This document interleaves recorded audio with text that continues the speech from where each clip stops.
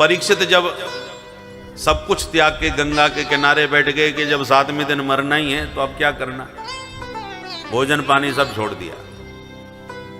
तो सुखदेव जी ने यही श्रीमद् भागवत सुना करके परीक्षित को 7 दिन में मृत्यु के भय से मुक्त कर दिया। जीते जी मुक्ति का आनंद अनुभव करा दिया। इसलिए श्रीमद् भागवत मृत्युलोक में हम सबको बड़े ध्यान से सुनना चाहिए, ताकि हमारे भीतर से मौत का जो खौफ है, डर है, वो निकले और जितना भी जीवन है उसे पूरे आनंद के साथ जिए।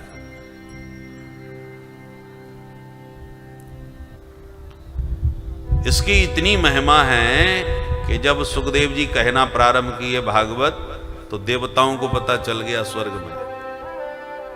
सुधा कुंभम गृहीत्वैव देवास्तत्र समागमन। स्वर्ग के देवता अमृत का कलश लेकर के आ गए और सुखदेव जी को प्रणाम करके बोले, महाराज हमने सुना है कि परीक्षित को आप इसलिए भागवत सुना रहे हैं क्योंकि ये 7वें दिन मरने वाले हैं। हमको जैसे ही पता चला तो हम अमृत लेके आ गए परीक्षित के लिए कि ये अमृत पी लेंगे तो अमर हो जाएंगे, मरने का कोई झंझट नहीं, इसलिए आप इन्हें अमृत पिला दें।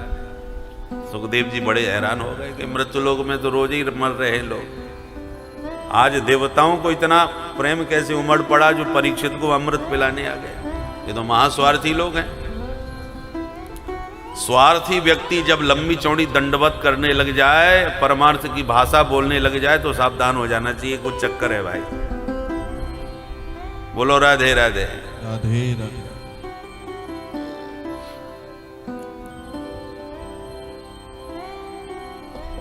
तो सुखदेव जी बोले, ठीक है आप अमृत ले आए हो तो बैठे हमारे परीक्षित, पिला दो इनको।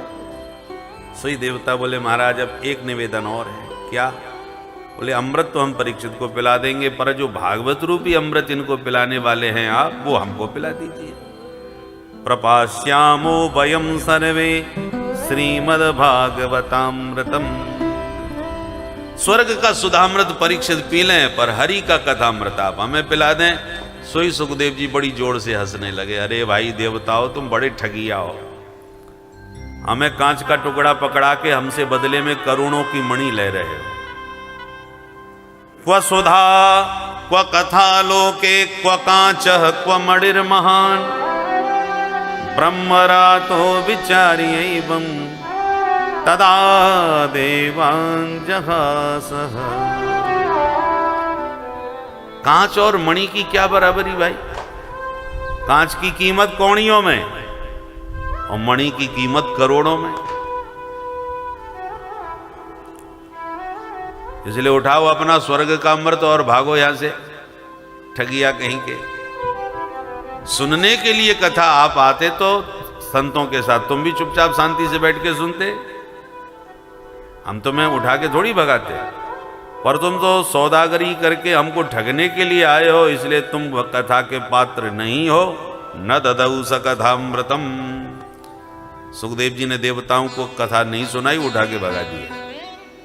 ऐसी देवताओं के लिए भी दुर्लभ यह अमृत कथा है, जो सौभाग्य से संतों के अनुग्रह से परंपरा अनुसार आज हमें प्राप्त हो रही है। बोल भागवत भगवान की।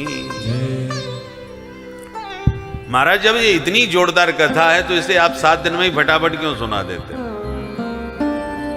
15 दिन 1 महीना आराम से विस्तार से सुनाओ।